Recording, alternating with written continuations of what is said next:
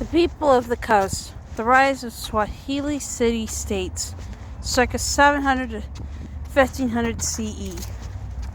In context. Location: East Africa. 40 to 70 BCE, a Greco-Roman merchant describes East African ships in the periplus of the Erythraean Sea. Circa 100 CE, the Haya people have smelt iron in East Africa. Circa 600 CE, coastal communities built on agriculture, fishing, and ironwork begin to trade across the Indian Ocean. After 1498, Vasco da Gama's route from Portugal to India leads to Portuguese invasion of the East Africa coast.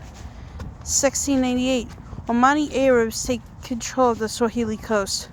1828 to 1886, the ruling sultans of Zanzibar trade enslaved people and ivory. 1884 to 1919, the coast is colonized during the European "scramble for Africa." Unquote.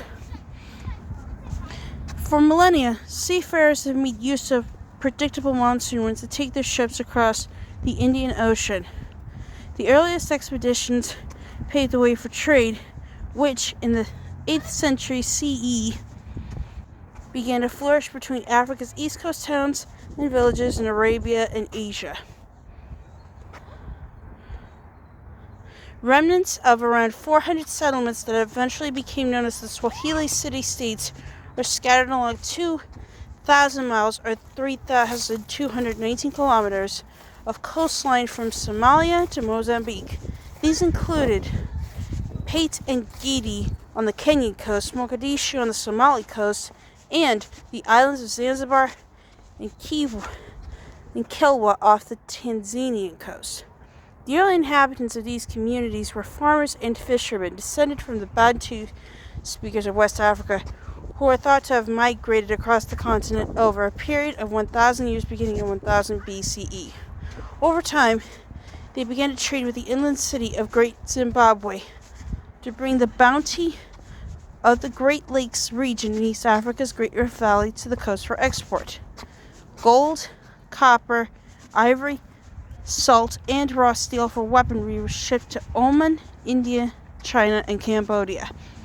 The monsoon wind changed direction every 6 months, which meant the traders had to spend months in overseas towns waiting for the wind to carry them home.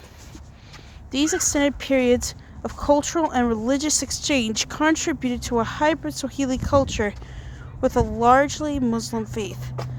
From the 9th century CE, settlers arrived from Arabia and the Persian Gulf.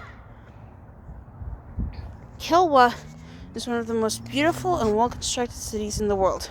Ibn Battuta travels in Asia and Africa, 1353. Rise of the Stone Towns. The Kilwa Sultanate is thought to have been founded in the 11th century by Ali ibn al-Hasan Shirazi, an African with Persian family roots.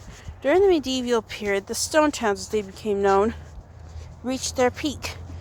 Trade paid for magnificent houses and mosques built of coral stone blocks quarried from the seabed in an architectural fusion of African and Eastern influences. Grander homes had up to 5 stories with rooms for entertaining bedrooms, bathrooms, and indoor latrines.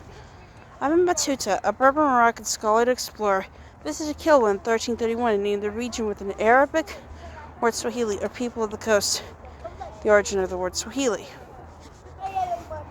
In the late 19th century, archaeologists surveyed the 13th and 14th century Husuni Kubwa, the royal palace of Kilwa, and noted works for more than 100 rooms.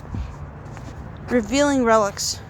From the 16th century, Portuguese invasions led to the decline of the Swahili city-states and destroyed much of their architectural heritage. After the Omani seized control, the Sultanate of Zanzibar became a trading post for people enslaved to work on spice plantations. Archaeological excavation of the region is now focused on African foundations that were often ignored by colonialist researchers. These include 13 ancient iron furnaces in Tanzania that would have produced the finest steel available anywhere in the world. Swahili coins minted in the 12th century have been discovered in North Australia, suggesting that Swahili sailors visited these lands long before Captain Cook's arrival in 1770. Swahili poetry. Although many thousands of preserved Swahili manuscripts in Arabic script date from the 17th century, the oral tradition of Swahili poetry is much older. Songs and lullabies that are still part of the culture are drawn from Swahili epic poems or tendi, which were often 5,000 quatrains or more in length and intended to be sung for an audience. One of the most popular is the Epic of Liongo, a 232-stanza poem about Fumo Liongo, a heroic figure who struggles to realize his birthright, are embedded in Swahili culture. Swahili literature expert Dr. Kenneth Simala proposes that the real Fumo Liongo was a Swahili leader living between the 9th and 13th centuries who was a warrior and poet and the author of his own epic. Simala regards the poem's heroic deeds and events as a reflection of the turbulence of the Eastern Coast history and interprets them as a message from the past that marks the birth of Pan-Swahili identity.